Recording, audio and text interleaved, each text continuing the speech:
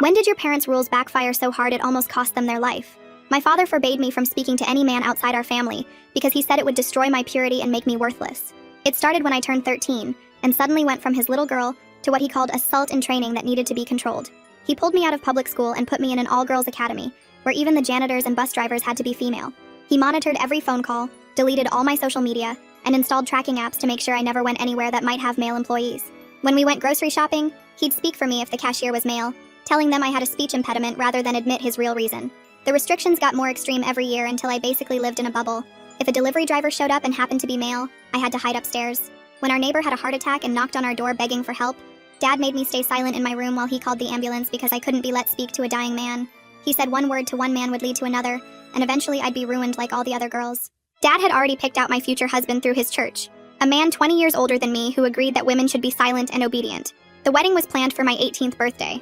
I'd never even been allowed to speak to my future husband, because Dad said that could wait until after the ceremony.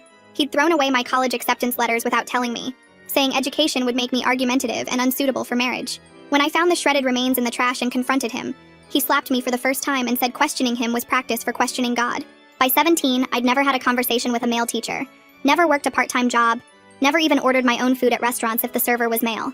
Dad would proudly tell his friends that I was still pure, like I was some artifact in a museum instead of a human being. I became an expert at navigating the world in silence whenever men were present. At the pharmacy, I'd write my questions on paper and hand them to female employees. During parent-teacher conferences, I'd sit mute while Dad explained to bewildered male teachers why I couldn't respond to their questions. The yearbook committee wanted to interview me about winning the science fair, but when they sent Ryan from the journalism class, Dad slammed the door in his face and filed a complaint with the school about inappropriate contact attempts. Thursday night, Dad was eating dinner and lecturing me about staying vigilant against male manipulation. He was going on about how even male doctors were dangerous, because they'd use medical examinations as an excuse to corrupt young women, when suddenly he stopped mid-sentence and grabbed his throat. His face turned red, then purple as he stood up from the table, knocking his plate onto the floor. He was pointing at his neck and making these horrible gasping sounds, and I realized a piece of chicken was lodged in his windpipe. I tried the Heimlich maneuver like we'd learned in health class, but I wasn't strong enough to dislodge it. Dad fell to his knees, his lips turning blue, his eyes bulging as he desperately tried to breathe. I grabbed my phone and dialed 911, my hands shaking so badly I could barely hit the numbers. The phone rang once, twice, and then a male voice answered with those professional words that meant help was coming, except I wasn't supposed to talk to him. 911, what's your emergency? I stood there holding the phone while my father collapsed onto the kitchen floor, his body convulsing as it ran out of oxygen. The male operator kept repeating his question, asking if anyone was there, saying he could hear sounds of distress and was already sending help if I could just give him an address. Dad's eyes found mine from the floor, and even through his panic I could see him shaking his head no, telling me not to break the rule even though his face was turning gray. Ma'am, if you can't speak, just tap the phone once for yes when I ask questions, the operator said, his voice calm and professional. But I needed to tell him about the choking, about the chicken, about exactly what was happening so they'd bring the right equipment and know what to expect. Dad was making these weak scratching sounds against the tile floor, his movements getting slower, and I had to choose between his life and his most sacred rule. Please, if someone is hurt, you need to talk to me so I can help, the operator said, and I could hear typing in the background as he tried to trace the call. Dad's hand reached toward me one more time before going still, his eyes rolling back, and I opened my mouth to speak, but 17 years of conditioning made my throat close up like I was the one choking. My dad was about to die because of his own rule, and for a moment I wondered if that would really be the worst thing. The words stuck in my throat for another second before I forced them out in a whisper so quiet I wasn't sure he heard. 1247 Maple Street. The operator typed fast and said help was 3 minutes away. Is the person conscious? I looked at Dad's still body and managed to say no. The operator told me to turn him on his back and start pushing on his chest. My hands shook as I rolled Dad over, his body heavy and limp. I put my hands on his chest like we learned in health class and started pushing down hard. Count out loud for me, the operator said. I counted 1, 2, 3, each number feeling wrong coming out of my mouth to a man. Dad's ribs made cracking sounds under my hands. The operator kept talking, telling me to push harder, faster, don't stop. My arms burned, but I kept going, counting to 30 over and over. You're doing great, keep going, help is almost there, he said. I heard sirens getting closer, and the operator told me to unlock the front door. My legs felt weak as I ran to the door, turned the deadbolt, then ran back to Dad. The thought of male paramedics coming in made me want to hide upstairs like always, but Dad's face was gray and his lips were blue. I kept pushing on his chest, my whole body shaking now. The door burst open and 2 people in uniforms rushed in with bags and equipment. One was a woman with brown hair pulled back, the other a man with a beard. I backed against the wall as they dropped beside Dad. The woman started working on him right away while the man asked me what happened. My throat closed up completely. I pointed at my neck and then at Dad, but no words came out. The woman looked up and saw my panic. I'm Lara. "This is my partner," she said, taking over the questions. "Was he eating?" I nodded and pointed at the chicken on the floor. "How long has he been down?" I held up 5 fingers, then 6. Not really sure anymore. Laura grabbed something from her bag and tilted Dad's head back. She put a metal tool in his mouth and used long tweezers to pull out a piece of chicken from his throat. The male paramedic, who Laura called Ruben, started doing CPR with a machine that pumped Dad's chest. They put a mask over his face and squeezed a bag to push air into his lungs. "We got a pulse back, but he's not breathing on his own," Ruben said. Laura looked at me and asked if I wanted to ride in the ambulance. I nodded because what else could I do? They lifted Dad onto a stretcher with tubes and wires everywhere. As we went outside, I saw neighbors standing on their lawns watching. The man from 3 houses down, the one who had the heart attack Dad wouldn't let me help, was there too. He looked at me with this expression I couldn't read. In the ambulance, Ruben sat in back with us and started asking about Dad's medical history and medications. I froze again, my hands gripping the bench. Laura noticed from where she was working on Dad and took over. "Does he take any medicines?" she asked gently. I nodded and held up 3 fingers. "High blood pressure?" I nodded. "Diabetes?" I shook my head. "Heart problems?" I nodded again. She seemed to understand something was wrong beyond just the emergency. She kept her voice soft and gave me space, not pushing when I couldn't answer. The hospital was loud and bright and full of people. They rushed Dad through double doors while a nurse in pink scrubs led me to a waiting area. There were men everywhere. Male doctors in white coats walked past. A male security guard stood by the entrance. Men sat with their families in the plastic chairs. Their voices filled the room and I felt like I was drowning. I found a chair in the corner and pulled my knees up to my chest. About 20 minutes later, a woman in nice clothes walked over to me. She had dark hair and kind eyes. "I'm Kalani Santos. I'm a social worker here at the hospital," she said, sitting down but leaving space between us. "Do you have anyone we can call? Family or friends?" I shook my head because Dad had cut us off from everyone years ago. "Mom's family was too worldly," he said. His own brother asked too many questions. The church people only knew what Dad told them. We were alone by his choice, and now I was alone because of it. Kalani pulled a small notepad from her pocket and handed it to me with a pen.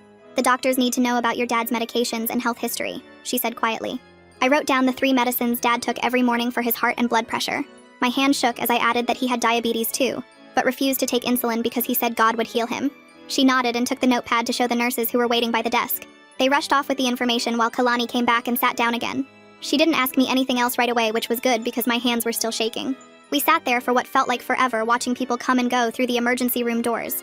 A man in a white coat finally walked over to us after about 3 hours. Kalani stood up and moved closer to me like she knew I'd need her there. The doctor started explaining that Dad had been without oxygen for too long before the paramedics got his heart beating again. He used words like hypoxic brain injury and said they'd moved Dad to the ICU, but he wasn't breathing on his own yet. The machines were keeping him alive while they waited to see how much damage had been done to his brain. I felt something weird in my chest, like relief mixed with guilt, because maybe Dad would never wake up to control me again. Kalani thanked the doctor and he walked away to deal with other patients. She sat back down and asked me gentle questions about home, like did I have other family or somewhere safe to stay. I shook my head because Dad had cut everyone off years ago when they questioned his rules. "Do you feel safe going home alone tonight?" she asked, and something about the way she said it made me start crying. I didn't know how to exist without Dad telling me what to do every second of every day. She rubbed my back while I cried and said she'd arrange for me to stay in one of the hospital's family rooms overnight. "We can talk more tomorrow about what happens next," she said, and helped me stand up. She walked me to a small room with a bed and bathroom down the hall from the ICU. Before she left, she turned and said it was really brave of me to call 911 and speak to save my dad's life. The door closed and I was alone with my thoughts for the first time in years without Dad monitoring me. I couldn't sleep that night thinking about how his own rule almost killed him. 17 years of training had almost let him die on our kitchen floor. Around 2 in the morning, the male doctor knocked and came in to check on me. He asked if I needed anything, and the words stuck in my throat for a moment. Then I managed to whisper, "Thank you," and it felt like the biggest thing I'd ever done. He smiled and said to call if I needed help, then left me alone again. The next morning, Kalani came back, but she wasn't alone this time. A woman in a dark suit followed her into the room carrying a folder and badge. "This is Detective Adelina Velez," Kalani said as they both sat down. Adelina explained she worked with cases involving controlling family situations and needed to ask me some questions. She was patient when I had to write some answers instead of speaking them out loud. She asked about the rules and restrictions and how long they'd been going on. I told her about the all-girls school and hiding from delivery drivers and not being allowed to speak to men. Her face got more serious with each thing I shared, and she kept making notes in her folder. She showed me pamphlets about different kinds of abuse and pointed out that what I'd lived through wasn't normal or okay. Adelina explained that since Dad couldn't make decisions right now because of his condition, the state had to figure out guardianship. I was 17, which made things complicated because I wasn't quite an adult yet. She mentioned that Dad had paperwork naming a church elder as backup guardian, but that man was investigated for his own problems. Right then we heard shouting in the hallway, and a man burst through the door before security could stop him. It was Elder Matthews from Dad's church, and his face was red with anger. "This girl needs to come with me immediately," he said, grabbing for my arm. Adelina stood up fast and got between us while calling for security on her radio. Elder Matthews kept yelling that Dad would want me to maintain my purity until the wedding could happen. He said I was promised to Brother Joseph and the ceremony would proceed as planned on my 18th birthday. 2 security guards rushed in and grabbed his arms when he tried to push past Adelina to get to me. They dragged him out while he screamed about sin and corruption and how I was poisoned by worldly influences. Adelina made notes about filing for an emergency restraining order to keep him away from me. Kalani had her hand on my shoulder the whole time and I realized I was shaking again. After things calmed down, Kalani said she knew someone who could help me with somewhere safe to stay. She called a woman named Sydney McGee, who ran a shelter for women leaving controlling situations like mine. Sydney arrived within an hour and sat down to explain how the shelter worked. They had counselors who understood religious trauma and conditioning and could help me learn to function in the normal world. She said I could stay there while the legal stuff got sorted out, and they'd help me figure out next steps. Adelina said she needed to go with me to the house to get clothes and important documents. We drove there in her unmarked police car, and the house felt different without Dad in it. She helped me pack a bag while looking through Dad's office for paperwork about me. That's when we found the filing cabinet with all his plans for my future. There were contracts with Brother Joseph about the marriage, including a bride price Dad had already accepted. We found letters from colleges accepting me with scholarship offers that Dad had declined without telling me. One school had offered me $50,000 for my science fair work and perfect grades. Adelina took pictures of everything for evidence and packed the important documents in a box. She said this would help prove Dad had been controlling and abusing me even if he didn't see it that way. We left the house and I didn't look back because I knew I might never live there again. Sydney's shelter was an old house painted yellow with a big porch and normal-looking yard that made it seem like any other home on the street. She met us at the door and showed me to a small room with a single bed and a dresser where I could put my things, while Adelina carried in the box of documents from Dad's office. Sydney walked me through the common areas and introduced me to 3 women sitting at the kitchen table, who all looked up when we entered. Maria was maybe 40 with tired eyes, and told me she'd been there 2 months after leaving her husband, who wouldn't let her work or have her own bank account. Janet was older and had burn scars on her arms from when her boyfriend threw hot oil at her for talking to the mailman. The youngest was Beth, who was 23, and had run from a religious group that wanted to marry her to their leader, who already had 6 wives. They all nodded when Sydney explained my situation, and Beth reached over to squeeze my hand, because she understood the church stuff better than the others. Sydney showed me the schedule for meals and chores and group sessions where we could talk about our experiences if we wanted to. The shelter had cameras everywhere and panic buttons in each room, and a security system that would alert the police if anyone tried to break in. That first night, I barely slept because every sound made me think Dad had somehow gotten out of the hospital to drag me home. The next morning, the hospital called Sydney's office phone since I didn't have my own number yet, and she brought me into her office to take the call on speaker. The doctor explained that Dad was stable but still unconscious, and they needed someone to make decisions about putting in a feeding tube and other medical stuff. Since I was only 17, and Dad hadn't legally named anyone else to make choices for him, the state would have to appoint a guardian for his medical care. The doctor said this process could take a few days, and meanwhile they would keep him stable with basic care. I asked if he might wake up, and the doctor said brain scans showed activity, but they couldn't predict when or if he'd regain consciousness. After the call, Sydney helped me understand that this meant I wouldn't have to make those hard choices about Dad's care, which a relief. 3 days later, my school counselor showed up at the shelter with a cardboard box full of my homework and textbooks. Mrs. Yoon had heard about everything from the police who'd contacted the school as part of their investigation. She spread out college brochures on Sydney's desk, and explained that several schools had special programs for students who'd experienced trauma, or left controlling families.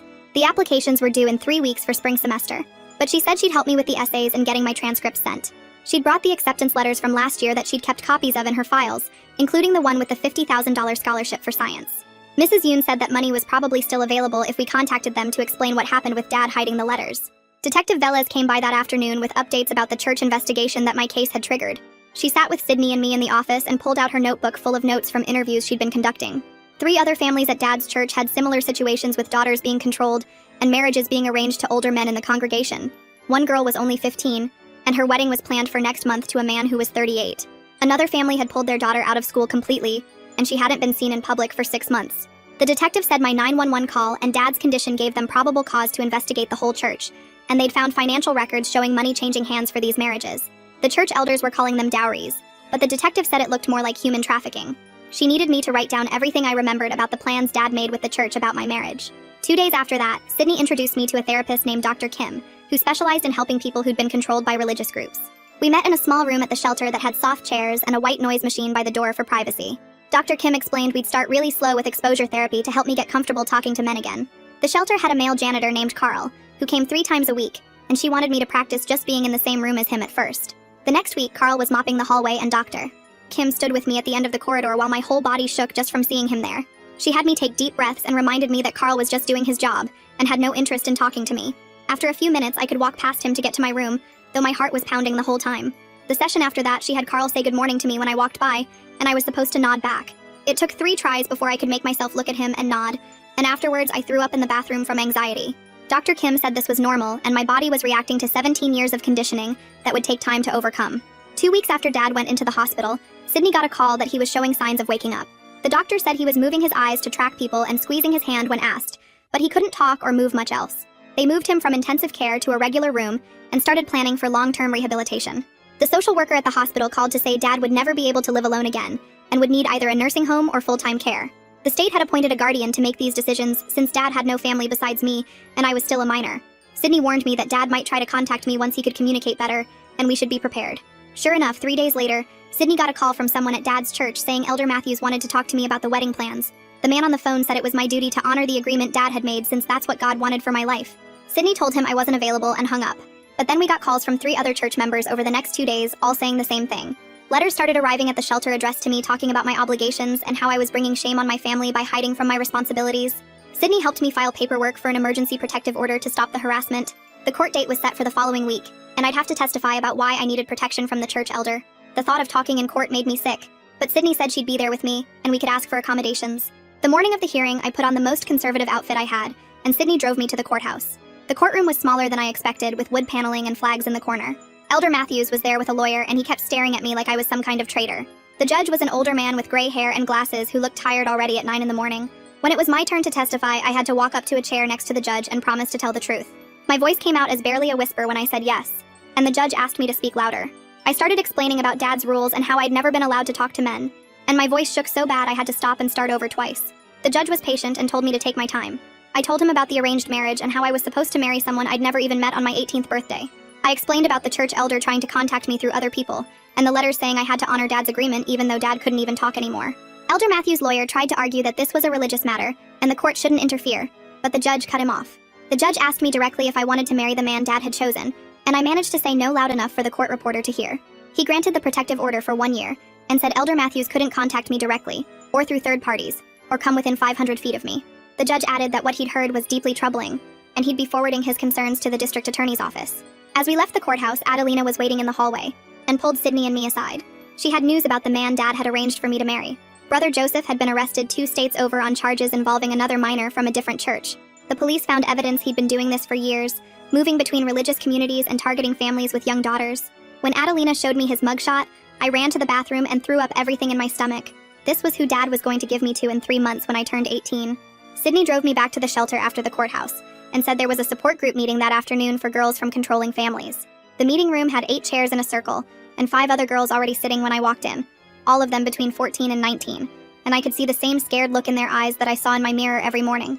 The group leader was a woman named Maria, who'd escaped her own controlling father 20 years ago, and now helped other girls learn how to function in the normal world. She had us start with something simple, going around the circle and saying our names, and one thing we wanted to learn, and when it was my turn, I whispered that I wanted to learn how to order food from male servers without panicking. The girl next to me nodded and said she had the same problem, and Maria said we'd practice that today by walking to the diner down the street together. My hands started shaking at the thought, but the other girls said they'd be right there with me, and we walked as a group to the small restaurant where Maria had already called ahead to explain our situation. The server was a young guy, maybe 20 years old, who smiled and asked what we wanted to drink, and I froze completely while the other girls ordered water and soda. Maria touched my arm gently and reminded me to breathe, then asked if I could point to what I wanted on the menu, and I managed to tap the lemonade option with my finger. The server said no problem and wrote it down without making me feel weird about not talking, and by the time our food came, I managed to whisper, "Thank you," when he set down my sandwich. Back at the shelter, my phone rang, and it was Kalani calling from the hospital to tell me Dad was getting better and starting to understand what was happening around him. She said he'd been asking where I was and got really upset when the nurses said I wasn't there, trying to pull out his breathing tube and demanding to see me until they had to give him medicine to calm him down. 3 weeks had passed since that night with the chicken, and my school counselor came to the shelter with a stack of college applications and brochures. She spread them out on the table, and we looked at schools that were at least 200 miles away so the church people couldn't easily find me, but not so far that I'd feel completely lost. We focused on places with good support systems, and she helped me write essays about overcoming challenges without mentioning the specific details that might identify Dad or the church. Sydney sat with me the next day to fill out financial aid forms and explained that Dad had hidden scholarship money from me that we might be able to get back. She made phone calls to 3 organizations and found out that one of them, a science scholarship worth $8,000, had kept the money in a special account when they couldn't confirm I'd actually turned it down. The paperwork took forever, but Sydney knew exactly what to write and helped me understand terms like disbursement and enrollment verification that I'd never heard before. My therapist started working with me on phone calls because I needed to be able to talk to men for college and jobs and just basic life stuff. We started really small with me calling the pizza place down the street to ask what time they closed. And even though the call lasted maybe 10 seconds, my voice shook the whole time and I had to sit down after because my legs felt weak. Each day we did another call. The library hours, the pharmacy, the hardware store, and slowly my voice got steadier, even though my heart still raced every time a man answered. Detective Velas came to the shelter with updates about the church investigation and told me they'd found evidence of major financial crimes and tax fraud going back years. The elder who'd tried to get custody of me was now facing federal charges that would probably mean prison time. And she said the FBI was involved because some of the money had crossed state lines. 4 weeks after Dad's emergency, Kalani called to say he was awake enough to have visitors if I wanted to see him, and I decided to go with her for support. The hospital room smelled like disinfectant, and Dad looked smaller somehow in the bed with all the machines around him, his face thin and his hair messy in a way he never would have allowed before. When he saw me, his eyes got wide and he tried to talk, but the words came out slurred and hard to understand. Something about purity and corruption, and how I needed to come home right away. I stood at the foot of his bed and told him clearly that I'd talk to men to save his life, that I'd keep talking to whoever I needed to talk to, and that I wasn't coming home. He started thrashing in the bed and making these angry sounds, trying to sit up even though he could barely move, and the machine started beeping as his heart rate shot up. The nurses rushed in, and one of them asked us to leave while they gave him medication, and the doctor told us later that visits should be limited because Dad's agitation was bad for his recovery. Part of me felt guilty, but my therapist reminded me in our next session that Dad's reactions were his choice and his responsibility, not mine, and I didn't have to manage his emotions anymore. A month after everything started, I got my first job at a bookstore owned by a woman named Jenny, who knew my situation from Sydney and wanted to help. The store was small and cozy with books stacked everywhere, and even though most of the employees were women, male customers came in all the time looking for recommendations or asking about orders. Jenny started me on inventory in the back room, but gradually had me help at the register, standing next to me the first few times I had to ring up a male customer. My hands shook so bad I could barely work the cash register when a man asked me where the history section was, but I managed to point him in the right direction, and Jenny squeezed my shoulder and said I did great. 2 months after Dad's crisis, I got acceptance letters from 2 colleges for spring semester, both with financial aid packages that would cover most of my costs. One school had a special program for students escaping controlling families with extra counseling and advisors who understood trauma. Plus, they'd let me have a single room instead of a roommate if I needed it for feeling safe. The church rumors started spreading fast through our old neighborhood, with people calling me possessed and corrupted. But something unexpected happened when 3 different mothers contacted Sydney asking for help getting their own daughters out. I sat in Sydney's office while she took these calls, watching her write down addresses and ages, realizing my situation was helping other girls escape the same trap. Sydney drove me to the DMV the next week since Dad never let me learn to drive, saying I didn't need to go anywhere without him controlling the destination. The male driving instructor was patient when I explained why I couldn't look him in the eye at first, and he kept his voice calm while teaching me to parallel park. My hands shook on the steering wheel every time he gave directions, but after 4 lessons I managed to pass the test and get my license. The hospital called to say they were moving Dad to a specialized brain injury facility 40 miles away since he needed long-term rehabilitation. The state appointed a neutral guardian to make his medical decisions because I was still 17, and he had no other appropriate family members. I started volunteering at the shelter 3 nights a week, sitting with new arrivals who couldn't stop crying or who jumped every time a door slammed. Teaching them the breathing exercises my therapist taught me helped reinforce my own progress, and showing them how to write out their thoughts when speaking was too hard made me realize how far I'd come. The therapist arranged practice job interviews with male volunteers from a local community center, setting up mock scenarios where I had to answer questions about my skills and experience. My voice still caught sometimes when they asked about my work history, but I pushed through the fear and managed to complete 3 full practice interviews. Detective Velez visited the shelter with news that made everyone stop what they were doing to listen. The investigation had revealed such extensive abuse patterns that the state was shutting down Dad's church completely, and the man Dad chose as my future husband had fled to another state, but was now on a federal watch list. 6 weeks after Dad choked on that piece of chicken, I packed my few belongings and moved from the shelter to a transitional housing program for young adults escaping bad situations. The apartment was tiny with peeling paint and noisy pipes, but it had locks I controlled and no tracking apps monitoring my every movement. The college sent my roommate assignment in a thick envelope full of orientation materials, and her name was Sarah, another girl escaping a controlling family who understood why I cried when I saw the class schedule with male professors' names. We texted constantly before move-in day, sharing our fears about living away from our family's control and building a friendship based on understanding what the other had survived. I went to the courthouse and legally changed my phone number and email address, filling out paperwork that would cut off the last ways Dad's church friends could reach me with their messages about returning to righteousness. The freedom of choosing who could contact me felt like taking off chains I'd worn so long I'd forgotten they were there. At the bookstore, a man came in looking for a birthday present for his 12-year-old daughter who loved fantasy novels. Jenny stood nearby while I showed him our young adult section, and my voice stayed steady as I recommended 3 different series about brave girls finding their own paths. He thanked me and bought all 3 books I suggested, and Jenny squeezed my shoulder after he left, proud that I'd managed a completely normal customer interaction. Each day got a little easier, Each conversation with a male stranger felt less like drowning, and I started to believe I might actually make it through college and build the life Dad tried to steal from me. The hospital called 3 days later with an update that changed everything. Dad could talk again, but the words came out slow and mixed up, and the doctor explained he'd never walk without help or live alone again. The left side of his body barely worked, and he needed someone to help him eat and get dressed and do everything he used to control in my life. When I visited him that week, he tried to lecture me about staying pure, but kept forgetting words and getting confused about where he was. The nurse had to remind him 3 times that I was his daughter, not his sister, and he kept asking why the male orderly was allowed in his room. 2 months after he choked on that chicken, I boarded a plane by myself for the first time to visit the college campus. The male TSA agent asked me to remove my shoes, and I did it without freezing up. Then the taxi driver from the airport talked about his daughter going to the same school. Walking around campus felt like stepping into a different world, where nobody knew about Dad's rules or the wedding he'd planned for my birthday. The dorm rooms were small, but they had lockside control, and the library stayed open all night for students who wanted to study. A week later, an envelope arrived at the shelter from the scholarship organization that had kept my money when Dad never responded to their letters. They wanted me to speak at their annual dinner about educational barriers and how they could identify other girls whose parents might be hiding opportunities. I wrote back saying yes, because maybe my story could help them save someone else before it was too late. My 18th birthday came on a Tuesday at the transitional housing. No white dress or church ceremony, or man 20 years older waiting at an altar. Sydney brought a chocolate cake from the grocery store, and the other residents sang happy birthday in the common room. All of us survivors of different kinds of control.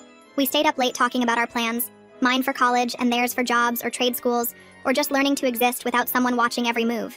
The therapist scheduled my last session before college for that Friday, saying we'd covered 2 years of work and 2 months of intensive meetings. She taught me how to spot controlling behavior in new people, and gave me worksheets about maintaining boundaries and recognizing red flags in relationships. I practiced saying no to different scenarios she acted out, my voice getting stronger each time I refused something that didn't feel right. Packing for college felt like planning an escape all over again, except this time it was legal and celebrated. I bought jeans that actually fit instead of the long skirts Dad demanded, and tank tops that showed my shoulders and a laptop without any tracking software. Each piece of clothing I folded into the suitcase was something Dad would have burned if he'd found it in my closet 6 months ago. The bookstore let me pick out novels he'd called gateway drugs to sin, stories about women who made their own choices and didn't apologize for existing. Freshman orientation started with all the new students split into discussion groups, and mine had 4 girls and 5 guys talking about what we wanted to study. When my turn came, I told them about wanting to major in psychology, to understand how people get trapped in controlling situations and how to help them escape. One guy asked about my interest in that specific area, and I gave him a real answer, not silence or looking at the floor. The girl next to me mentioned her dad was super strict too, and we exchanged numbers to get coffee later. By December, I was writing my name on final exams in classes Dad never wanted me to take. My roommate and I had decorated our dorm room with posters of female scientists and writers, and I worked 20 hours a week at the campus bookstore, where half my coworkers were guys.